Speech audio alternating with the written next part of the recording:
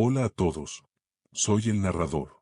Sé que usan este video para trabajar, estudiar, entretenerse o dormir, así que antes de eso, denle me gusta al video y suscríbanse al canal, compartan. Escriban en los comentarios, yo escucho las historias cuando estoy. Ahora, pónganse cómodos y relájense.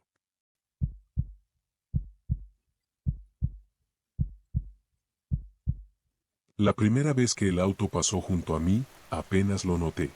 La segunda vez, sentí un escalofrío de inquietud. Para la quinta vez, mi corazón latía tan fuerte que apenas podía escuchar el sonido de mi propia respiración agitada.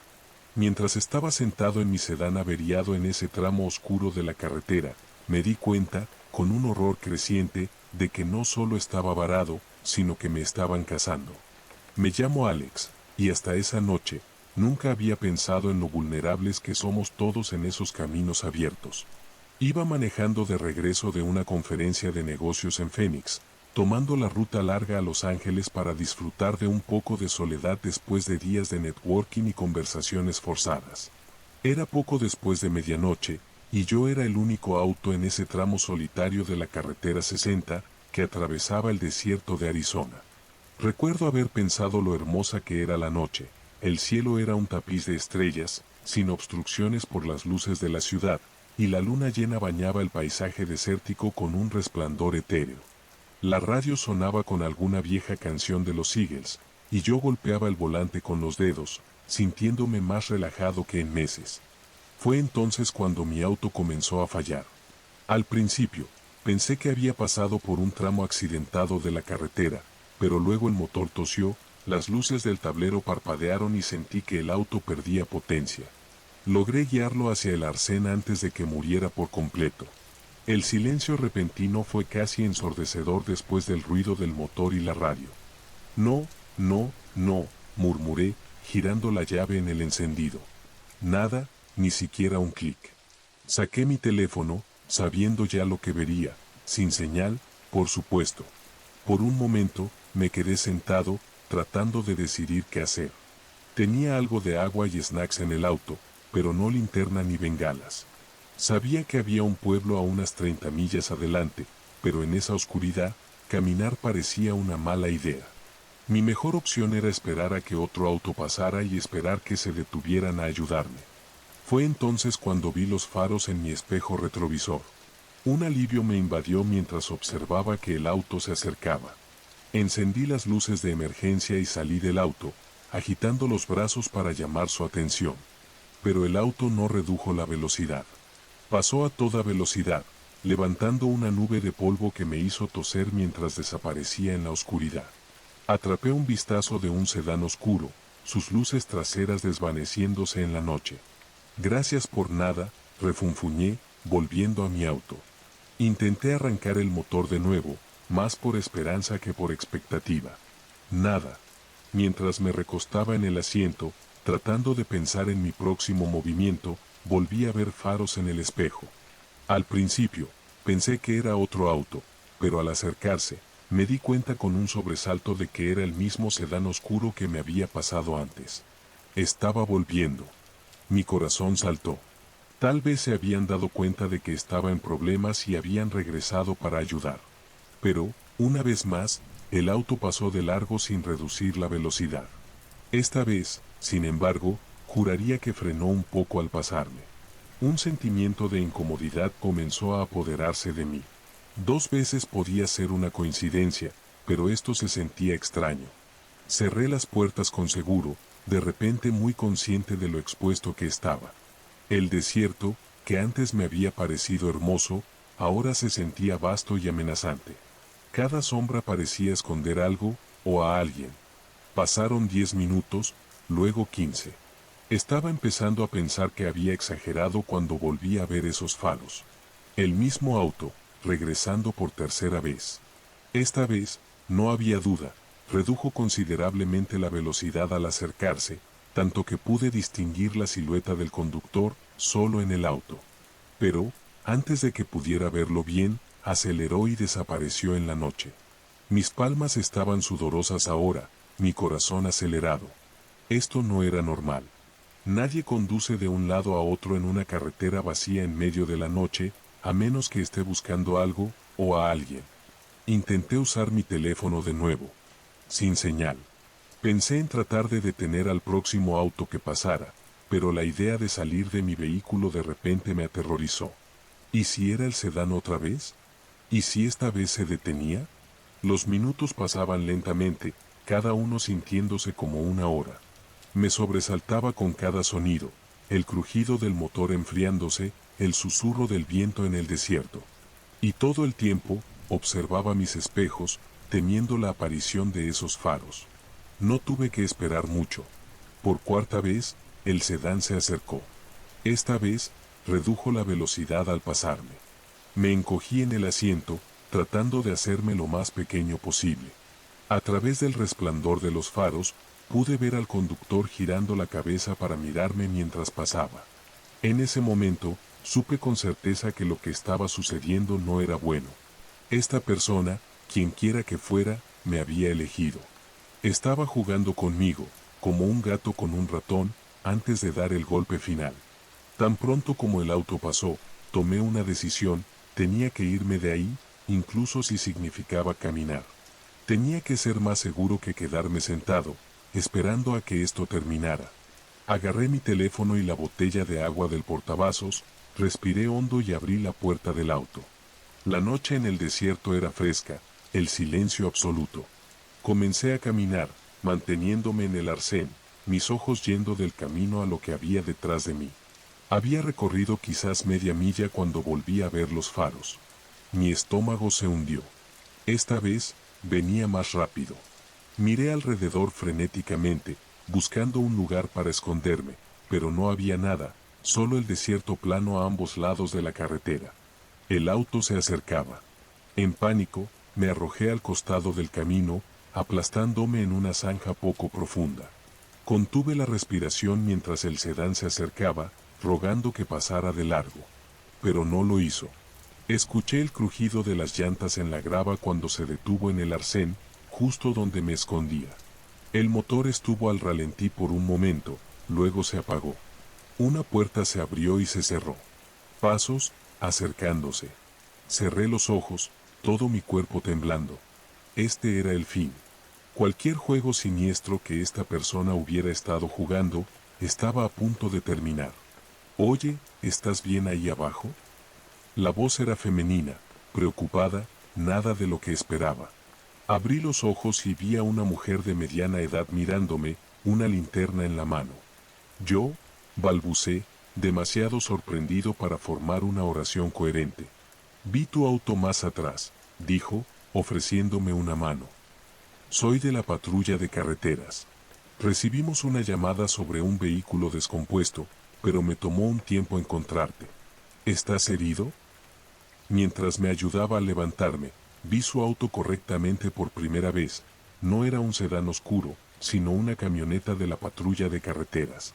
En mi pánico, había confundido la barra de luces en el techo con un techo normal.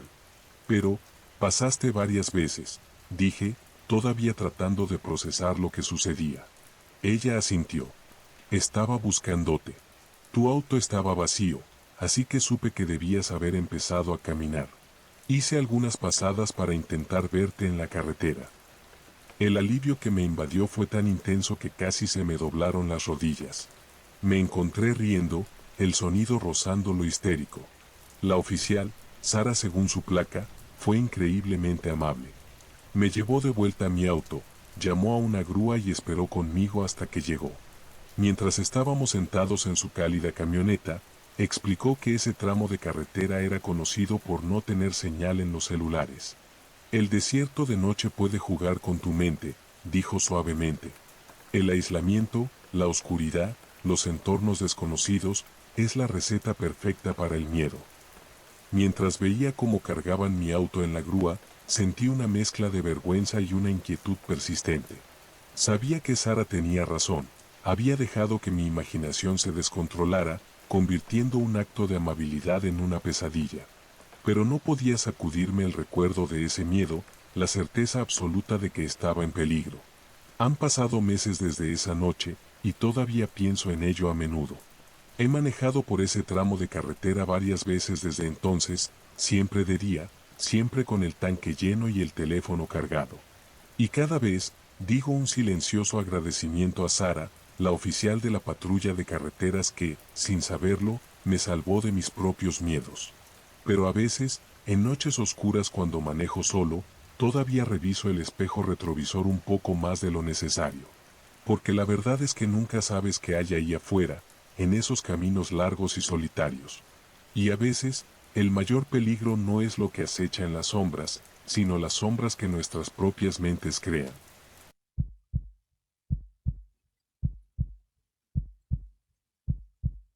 La pala golpeó algo duro, enviando una sacudida por mis brazos. Me detuve, secando el sudor de mi frente con una mano embarrada. Habíamos estado cavando durante horas, y el pozo debería haber sido solo tierra durante al menos otros 10 pies. Oye, Jaque, llamé a mi hijo, que trabajaba a mi lado en el hoyo. Trae la linterna. Creo que golpeé algo. En ese momento, no sabía que ese sonido metálico sería el que cambiaría todo. Heredé esta granja de mi tío hace 6 meses. Era una propiedad descuidada, por decirlo suavemente, pero era una oportunidad para un nuevo comienzo después del divorcio. Jaque y yo nos habíamos sumergido en el trabajo, arreglando cercas, reparando el granero y ahora cavando un nuevo pozo. El antiguo se había secado años atrás, y necesitábamos agua si queríamos hacer que esto funcionara. Jaque apuntó la linterna donde mi pala había golpeado. Ella se reflejó en algo liso y metálico, un contraste marcado con la tierra oscura que lo rodeaba. ¿Qué es eso, papá?, preguntó Jaque, su voz mezclando curiosidad y aprensión. Me encogí de hombros, ya raspando más tierra con mis manos.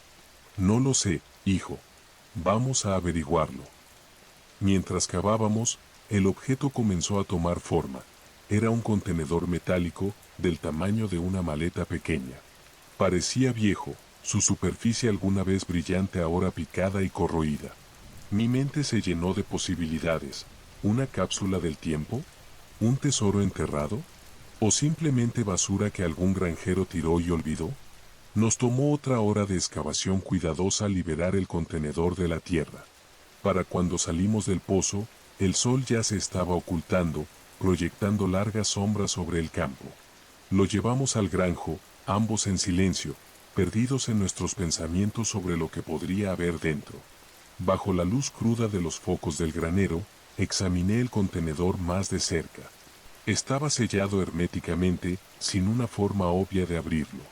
En un costado, una inscripción descolorida era apenas visible, pero años de corrosión la habían vuelto ilegible. ¿Deberíamos abrirlo?, preguntó Jaque, casi saltando de emoción. Vacilé. Parte de mí quería llamar a la policía o a un abogado. ¿Y si esto era evidencia de algo? Pero la curiosidad ganó. De acuerdo, dije, alcanzando una palanca. Pero retrocede. Tomó algo de fuerza, pero finalmente la tapa cedió con un chirrido. El olor nos golpeó primero, mustio y húmedo, como el de un sótano antiguo. Dentro, protegido por capas de papel encerado, había una pila de documentos y fotografías. Tomé la primera foto, sosteniéndola bajo la luz. Mostraba a una mujer joven, quizás de unos 20 años, sonriendo a la cámara. La imagen era antigua, probablemente de los años 60, por su peinado y ropa. La volteé. En el reverso, con tinta desvanecida, decía, Sarah Milligan, 1964. Jaque se asomó por encima de mi hombro. ¿Eh? ¿Quién es esa, papá? Sacudí la cabeza. No lo sé. Pero mientras lo decía, un presentimiento incómodo se instaló en mi estómago. El apellido Milligan me sonaba familiar, pero no podía recordar por qué. Pasamos la siguiente hora revisando el contenido de la caja. Había más fotos, todas de la misma joven, Sara, en varios lugares que parecían ser esta misma granja. También había cartas, recortes de periódico y un pequeño diario encuadernado en cuero. Mientras hojeaba el diario, un recorte de periódico amarillento se deslizó y cayó. El titular me heló la sangre. Mujer local sigue desaparecida después de 3 meses. Leí el artículo rápidamente, mi corazón latiendo con fuerza. Sarah Milligan había desaparecido de la granja de su familia en el verano de 1964. A pesar de una búsqueda exhaustiva, nunca se encontró rastro de ella. El artículo mencionaba que el padre de Sarah, el dueño de la granja, era el principal sospechoso, pero nunca fue acusado por falta de pruebas. Papá, la voz de Jake me sacó del trance. ¿Qué pasa? Lo miré, tratando de mantener la calma. Jake, creo que acabamos de encontrar evidencia de un caso muy antiguo de una persona desaparecida. Tus ojos se abrieron. ¿En serio? ¿Cómo un misterio real? Asentí, mi mente acelerándose. Sí, hijo. Un misterio real.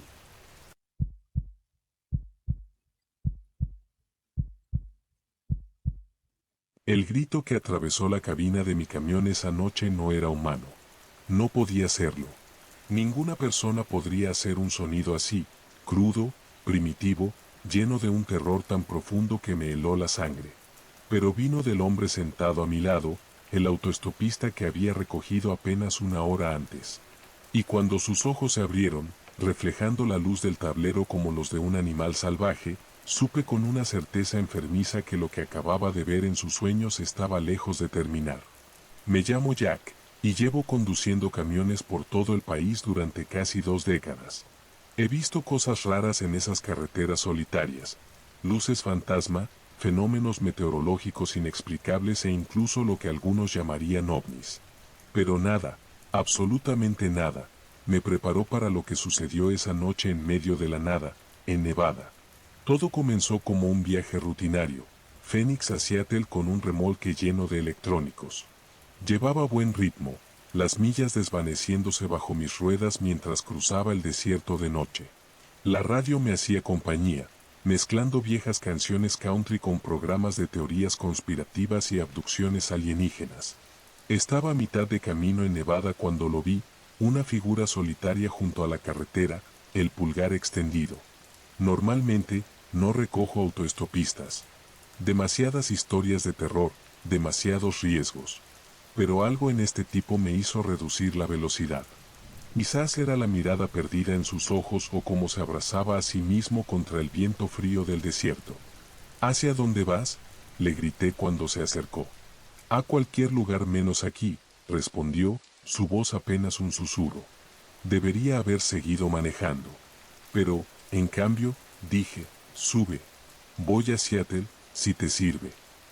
Él subió al asiento del pasajero, trayendo consigo el olor a polvo y algo más, algo que no pude identificar.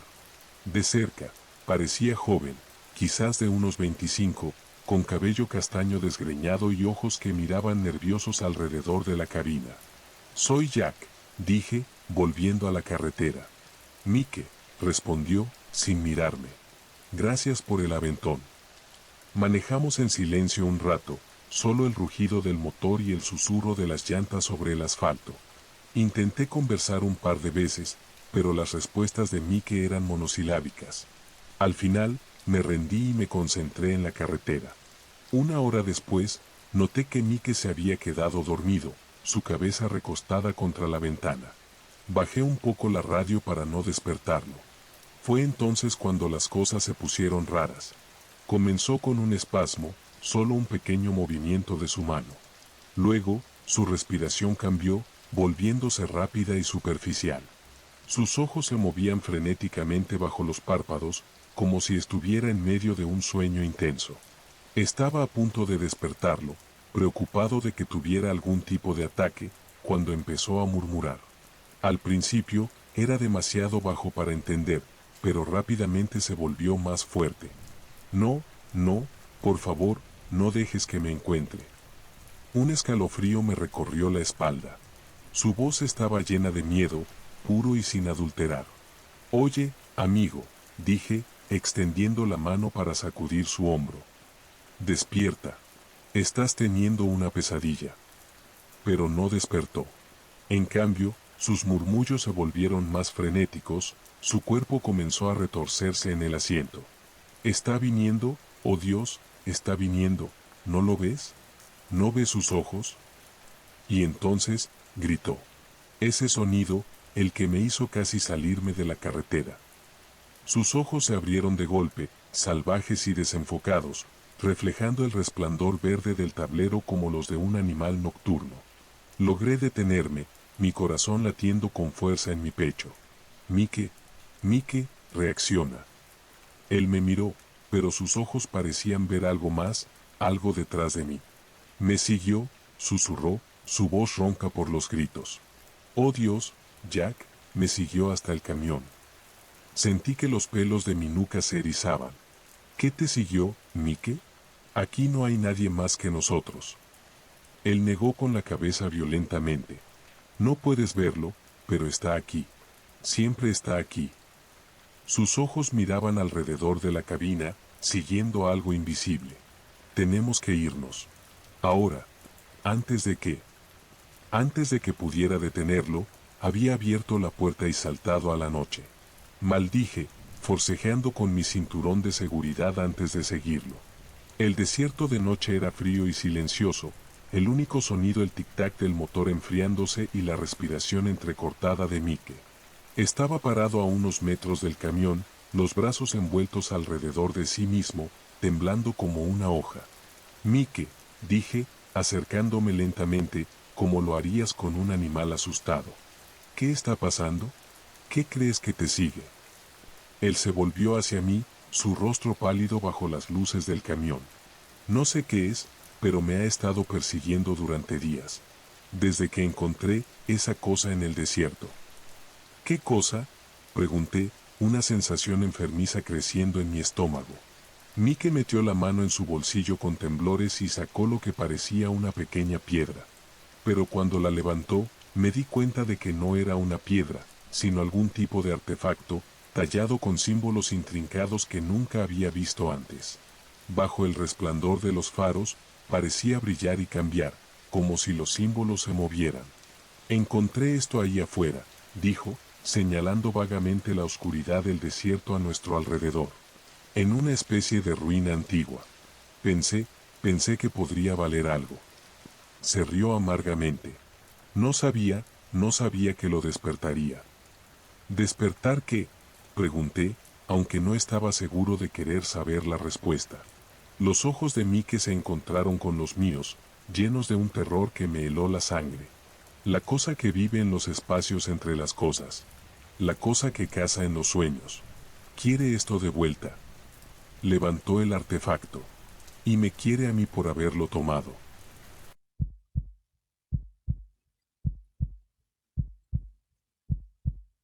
El diario encuadernado en cuero se abrió en mis manos, sus páginas amarillentas liberando una nube de polvo y decadencia. Al principio, pensé que era solo otra reliquia de la larga historia de la granja, tal vez un registro de cosechas o linajes de ganado. Pero mientras mis ojos recorrían la escritura temblorosa y descolorida, mi corazón comenzó a acelerarse. Este no era un libro de contabilidad común. Las palabras sujeto humano y manipulación genética saltaron ante mí, y entendí, con un horror creciente, que había tropezado con algo mucho más oscuro de lo que jamás hubiera imaginado. Me llamo Sam, y solo llevaba un mes trabajando en la granja Willow Creek cuando encontré el diario. Recién graduado con un título en agricultura y sueños de tener mi propia granja algún día, no dudé cuando el viejo señor Harrison me ofreció trabajo como peón. El pago no era gran cosa, pero la experiencia era invaluable. El señor Harrison era un hombre callado, gruñón pero justo. Vivía solo en la gran casa, su esposa muerta años atrás y sus hijos mudados a la ciudad. Rara vez hablaba de la historia de la granja, solo me daba mis tareas diarias y me dejaba trabajar. Pasaba mis días reparando cercas, cuidando del pequeño rebaño de vacas y ayudando a plantar y cosechar. Era una tarde calurosa y húmeda a finales de julio cuando el señor Harrison me pidió que limpiara uno de los graneros antiguos. Llevo años queriendo hacerlo, refunfuñó. Mete todo lo que valga la pena en una pila y lleva el resto a quemar.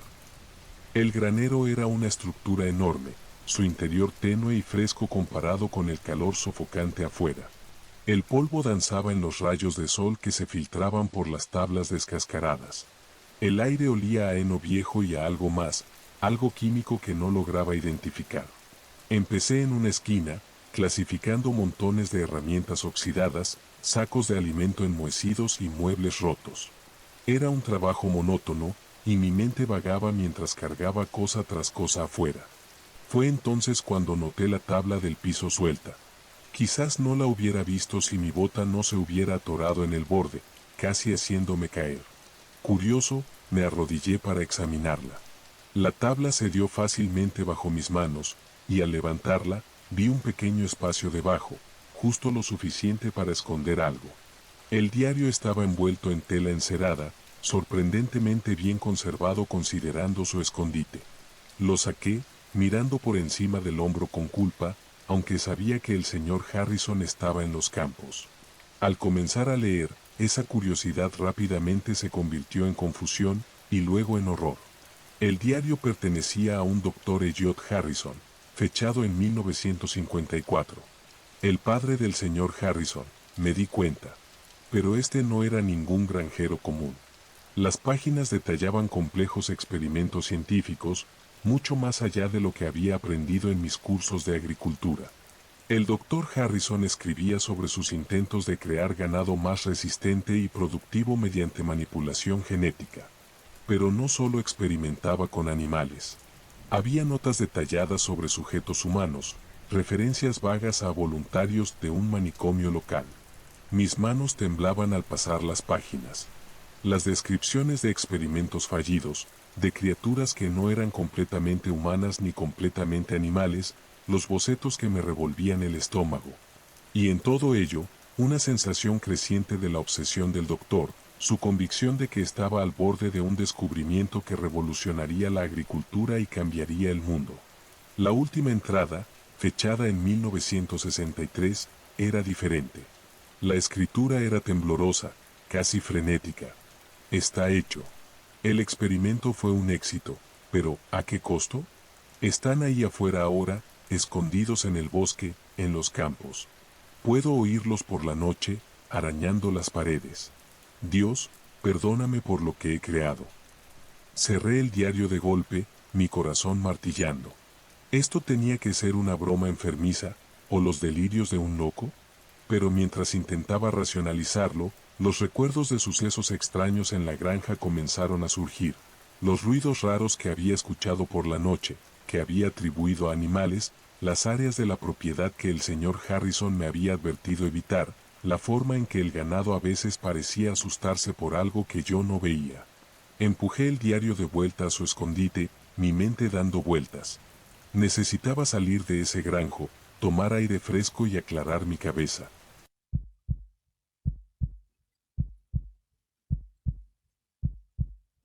Las huellas terminaban abruptamente en medio del campo, como si su dueño simplemente se hubiera desvanecido en el aire. Me quedé allí, linterna en mano, mi mente luchando por darle sentido a lo que veía. 20 años en la fuerza y nunca me había topado con algo así. El auto aún estaba encendido, llaves en el contacto, pertenencias del conductor intactas. Era como si el conductor hubiera salido un momento y simplemente desaparecido. No sabía entonces que esta llamada rutinaria me llevaría por un camino de eventos inexplicables y misterios sin resolver que me perseguirían por años. Me llamo Sarah Jennings, y he sido oficial de la patrulla de caminos de Nevada por 2 décadas. Pensé que lo había visto todo: persecuciones a alta velocidad, accidentes horribles, incluso el ocasional reporte de ovnis de algún pobre diablo que llevaba demasiado tiempo bajo el sol del desierto. Pero nada podría haberme preparado para lo que ocurrió esa noche en un tramo solitario de la autopista 50, en el corazón de lo que los locales llaman el camino más solitario de América.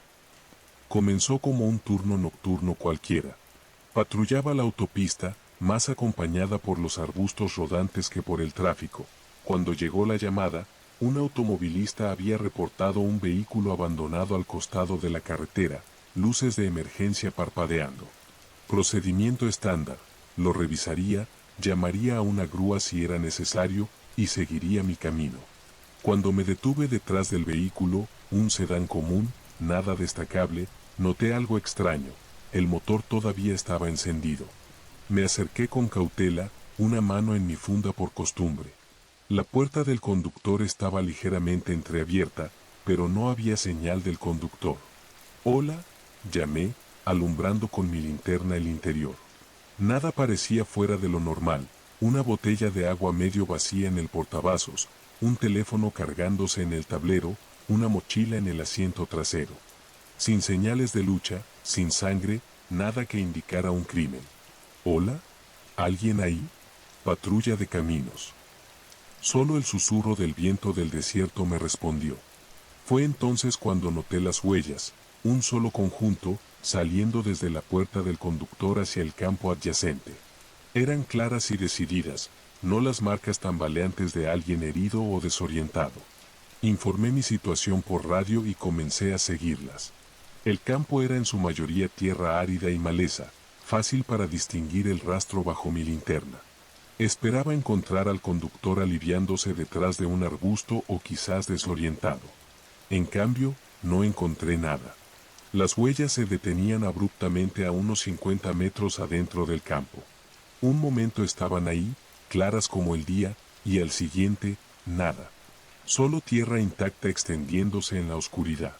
Me quedé paralizada, negándome a procesar lo que veía. La gente no simplemente desaparece. Tenía que haber una explicación. Cuando llegó el refuerzo, ya estaba sudando a pesar del fresco de la noche. Mi compañero Mike miró mi cara y supo que algo andaba mal. «¿Qué tenemos, Sara?». Le expliqué la situación, mostrándole el auto, las huellas, el final imposible. «Esto es raro», dijo finalmente, parado al final del rastro. «Muy raro». Llamamos a forenses, acordonamos el área. Las siguientes horas fueron un borrón de actividad: fotografiar la escena, hacer moldes de las huellas, registrar el vehículo. El conductor fue identificado como David Chen, 37 años, ingeniero de software de San Francisco. Contactamos a su familia. No habían sabido de él. Sí, iba manejando a visitarlos en Denver. No tenía historial de enfermedad mental o comportamiento errático. Cuando amaneció, no estábamos más cerca de una respuesta. David Chen había simplemente desaparecido, dejando atrás un auto encendido y un conjunto de huellas que no llevaban a ninguna parte.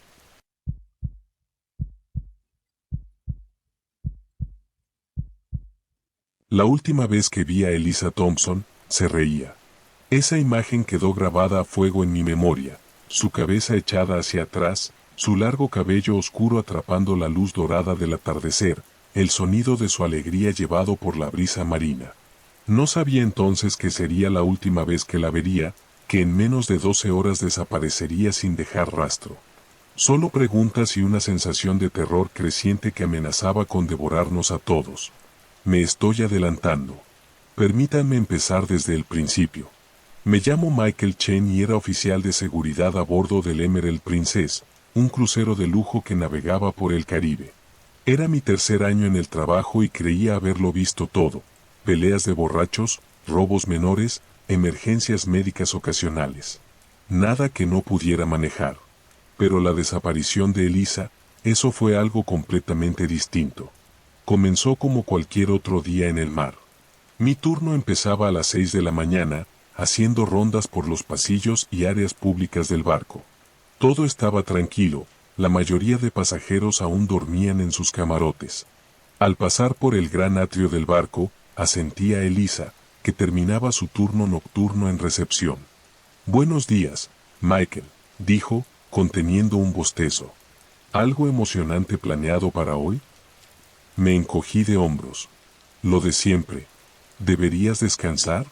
Pareces agotada». Ella rió mientras recogía sus cosas. «Oh, lo haré. Pero primero veré el amanecer desde mi lugar favorito en la cubierta superior. ¿Quieres acompañarme?». Vacilé. Estaba de servicio, pero... claro, ¿por qué no? Un poco de aire fresco me vendría bien. Subimos a un lugar apartado en la cubierta 16, apoyándonos en la barandilla mientras el cielo se iluminaba gradualmente. Elisa cerró los ojos, respirando profundamente el aire salado. «Amo esto», dijo suavemente. «No importa cuántos cruceros trabaje, esto nunca pierde su magia».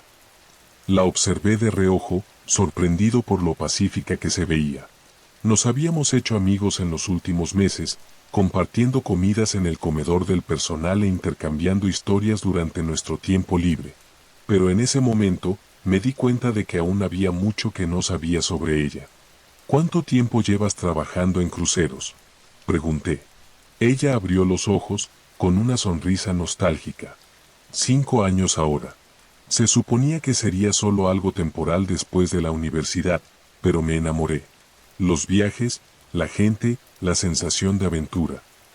Asentí, comprendiéndolo perfectamente. Era la misma razón por la que me había quedado en este trabajo, a pesar de las largas horas y el tiempo lejos de casa. Charlamos un rato más mientras el sol asomaba en el horizonte, pintando el cielo de naranjas y rosas brillantes. Finalmente, Elisa bostezó de nuevo. Debería dormir un poco, dijo. Gracias por la compañía, Michael. Hasta luego. Asentí, observando cómo se alejaba. Era la última vez que la vería con vida. El resto de mi turno transcurrió sin incidentes. No fue hasta esa noche, durante la reunión del personal, que me di cuenta de que algo andaba mal. ¿Alguien ha visto a Thompson?, preguntó nuestra supervisora Rita, frunciendo el ceño mientras revisaba su clipboard. Debía empezar su turno hace una hora. Murmullos de confusión recorrieron la sala. No era como Elisa llegar tarde, y mucho menos faltar a su turno. La vi esta mañana, ofrecí. Iba a su camarote a dormir después del turno nocturno. El ceño de Rita se profundizó. ¿Puedes ir a ver si está bien? Asentí, con una sensación de incomodidad asentándose en mi estómago. Al llegar a su camarote, llamé a su nombre mientras golpeaba la puerta. No hubo respuesta. Usé mi llave maestra para entrar, esperando encontrarla profundamente dormida. El camarote estaba vacío. La cama estaba hecha, como si no hubiera sido usada. El uniforme de Elisa para el turno nocturno estaba cuidadosamente colocado sobre una silla. Su teléfono estaba en la mesilla de noche, la pantalla oscura. Rita, llamé por radio. No está aquí. El camarote parece intacto desde esta mañana. Hubo una larga pausa antes de que Rita respondiera. Inicia el protocolo de búsqueda. Ahora. Las siguientes horas fueron un torbellino de actividad. Revisamos cada centímetro del barco, desde la sala de máquinas hasta las cubiertas superiores. Revisamos las cámaras de seguridad, entrevistamos a tripulantes y pasajeros. Pero no había rastro de Elisa. El último avistamiento confirmado fue en las cámaras de seguridad fuera de su camarote a las 7:12 de la mañana. El video la mostraba entrando a su habitación, cerrando la puerta detrás de sí, y luego nada. Ninguna imagen de ella saliendo, ninguna señal de alteración. Era como si simplemente se hubiera desvanecido en el aire. Cuando amaneció y nuestra búsqueda no arrojó resultados, tuvimos que enfrentar los hechos. Teníamos una persona desaparecida a bordo. El capitán hizo un anuncio pidiendo información sobre el paradero de Elisa. Su foto se mostró en pantallas por todo el barco. Contactamos a las autoridades portuarias más cercanas y a la oficina central de la línea de cruceros. Se inició una búsqueda de la Guardia Costera, aunque todos sabíamos que las posibilidades de encontrar a alguien en la inmensidad del Caribe eran mínimas. No podía sacudirme la sensación de que era de alguna manera responsable. Si solo la hubiera acompañado a su camarote esa mañana, si solo la hubiera revisado antes. La imagen de ella riendo al amanecer me perseguía.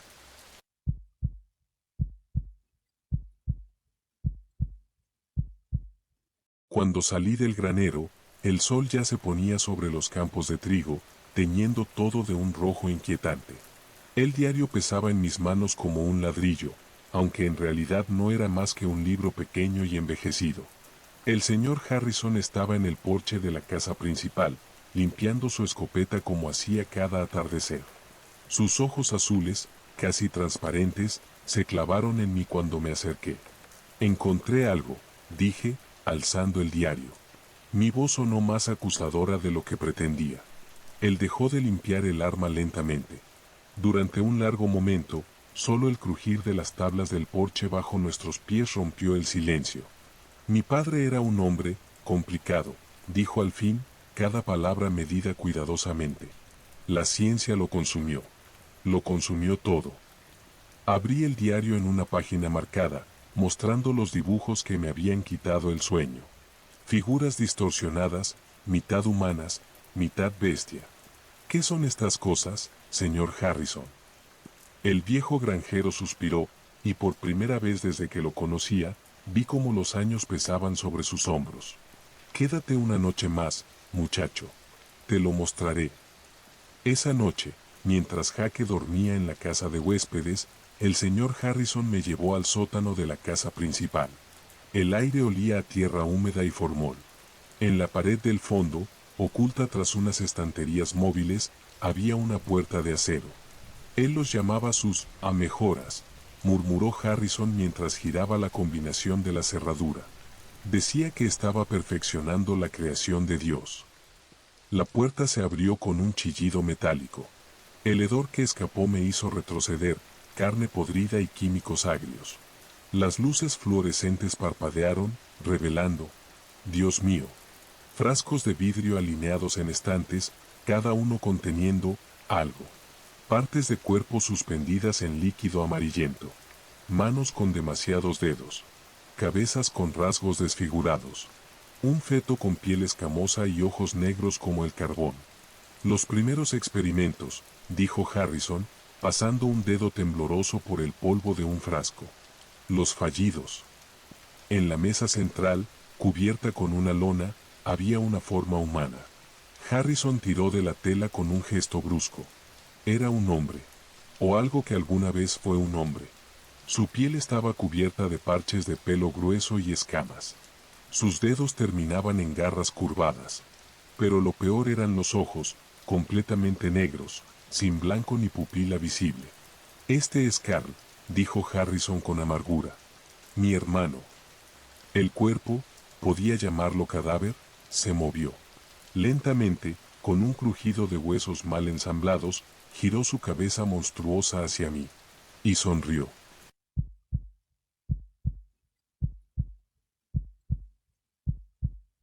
El letrero oxidado decía bienvenido al condado de Jasper, pero no había nada acogedor en ese lugar. Mi camión crujió sobre el pavimento agrietado mientras las primeras gotas de lluvia comenzaban a caer. Había oído las historias, por supuesto. Todos los camioneros las conocían. La carretera 42, donde al menos una docena de conductores habían desaparecido en los últimos 5 años. Siempre de noche. Siempre durante tormentas. Pero la carga tenía que llegar, y el plazo era ajustado. El primer indicio de que algo andaba mal fue la radio. La estática creció hasta ahogar la canción country que sonaba, aunque no había tormentas eléctricas en el pronóstico. Luego vi las luces en mi espejo retrovisor. No eran faros. Eran bolas de fuego azules, flotando a unos metros sobre la carretera. 3 de ellas, formando un triángulo perfecto. Alto, susurró una voz a mi derecha. Casi pierdo el control del volante. En el asiento del pasajero, donde no había nadie un segundo antes, estaba una niña. No podría tener más de 8 años, con un vestido blanco empapado y ojos que reflejaban la luz como un gato. Ellos vienen por los que viajan de noche, dijo, señalando las luces que ahora se acercaban. Pero tú puedes salvarte. Sigue las marcas. Antes de que pudiera responder, desapareció. Donde había estado sentada, quedó un charco de agua y un pequeño brazalete de plata con la inscripción Magie, 1965. Las luces azules ahora estaban justo detrás de mí. En el espejo, pude ver cómo el asfalto detrás de mi camión comenzaba a derretirse, convirtiéndose en una sustancia negra y viscosa. Entonces las vi. Las marcas. Pequeñas cruces pintadas en los árboles al costado de la carretera, casi invisibles si no las buscabas. Giré el volante bruscamente, desviándome por un camino secundario que no aparecía en ningún mapa. Las luces azules se quedaron atrás, como si alguna barrera invisible las detuviera. El camino terminó en un cementerio abandonado. Docenas de cruces idénticas a las que había visto en los árboles marcaban tumbas sin nombre. Y frente a mí, de rodillas junto a una lápida, estaba la niña del vestido blanco. Gracias por escuchar, dijo sin volverse. Los otros no lo hicieron. Cuando me acerqué, vi lo que estaba tallado en la lápida. Aquí yacen los viajeros de la carretera de las lágrimas. Descansen en paz, finalmente. La niña señaló hacia el pueblo en la distancia. Ahora puedes seguir. Estás a salvo, por esta noche. Cuando giré para preguntarle qué quería decir, solo encontré mi propio camión estacionado, el motor aún encendido, como si nada hubiera pasado. Pero en mi bolsillo, el brazalete de plata aún estaba frío contra mis dedos.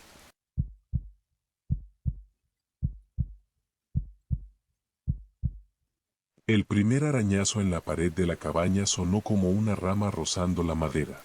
Pero no había viento esa noche. Emily dormía profundamente a mi lado mientras yo me quedaba paralizado, escuchando cómo el sonido se hacía más fuerte, más deliberado. No fue hasta que escuché los golpes en la ventana que entendí con horror que lo que estuviera afuera no era un animal, y que me rodeaba. Me llamo Daniel, y lo que debió ser un escape romántico con mi novia se convirtió en una pesadilla de la que aún intento despertar. Habíamos alquilado la cabaña por una semana, sin señal de celular, sin wifi, solo naturaleza y tranquilidad. El dueño, un hombre mayor llamado Bill, nos dio solo una advertencia al entregarnos las llaves. No habrán puertas ni ventanas de noche. No importa lo que escuchen. El primer día fue perfecto. Caminatas, una fogata, hacer el amor bajo las estrellas. Luego, al segundo día, encontramos los arañazos. No en el exterior, como esperarías de un animal, sino en el interior de las puertas y ventanas. Marcas profundas, como de garras afiladas.